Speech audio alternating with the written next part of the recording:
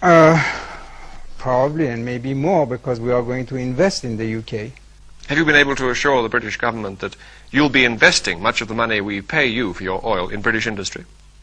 Sure, because I think that our country in the next 10 years will be what you are today. In the next 25 years, according to other people, I'm not saying that, will be among the 5 most prosperous countries of the world. When you become something like that, you start to act accordingly. That is, on a world basis, and obviously without any complexes, and understanding the whole political or geopolitics of the world.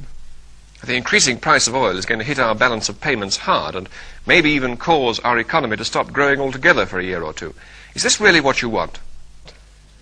Just the opposite. That's why what we have decided and the consequent decisions will alleviate, for a very good part, your balance of payments.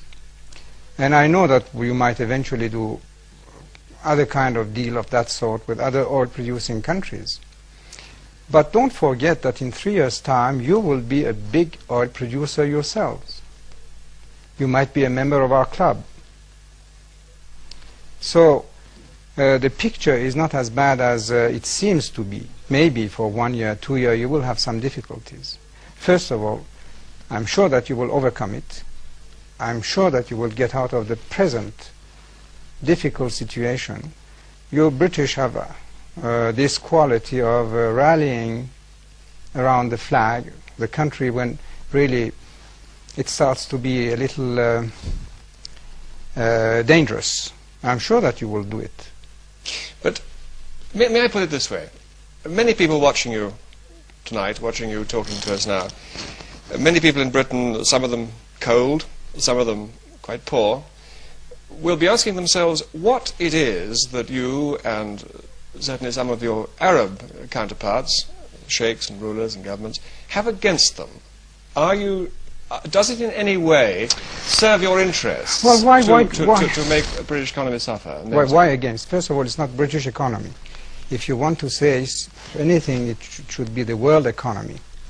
And this is not against, we are just defending our chips. Because for such a long time we have just been, well, exploited, I can't say that. And why don't you say that when the price of wheat was augmented by 300%, they had something against us? We had to buy it, or soybean, or steel products, or petrochemical products, which in some cases have augmented by 30 times. So did you have anything against us when you augmented those prices?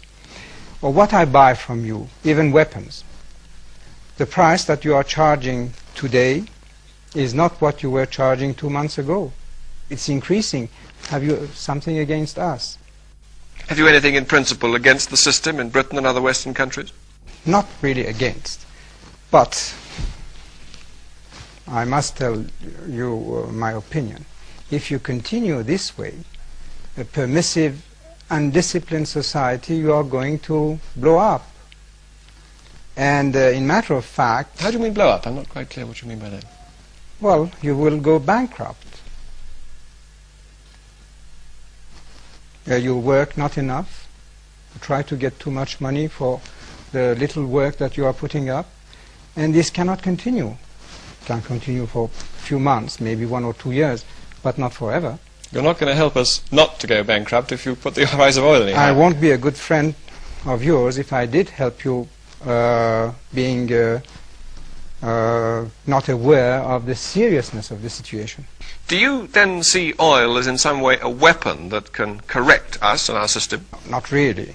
But I was trying to defend my own interests. But I think at the same time it is serving this cause to maybe have the effect of a shock on you and to realize and wipe your eyes and see that, well, to face the future you will have to change your ways.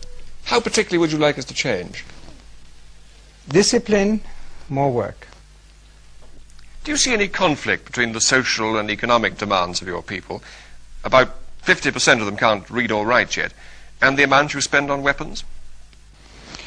No, because we couldn't spend more either on illiteracy or other social things, because first of all we wouldn't have the teachers, and then for instance over hospitals we wouldn't have the doctors, the trained nurses, and it could create inflation too.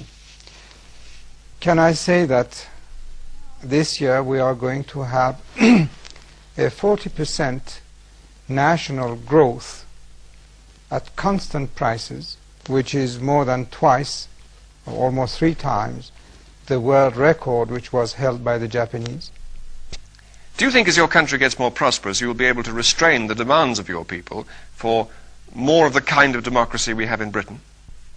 But who says that my people are demanding the democracy that you have in Britain?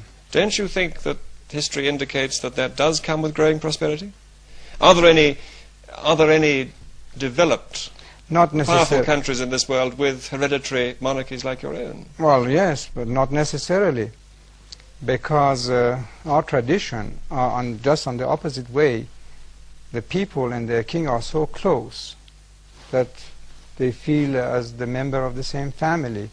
They have, I think, the respect that at least families or children used to have for their father,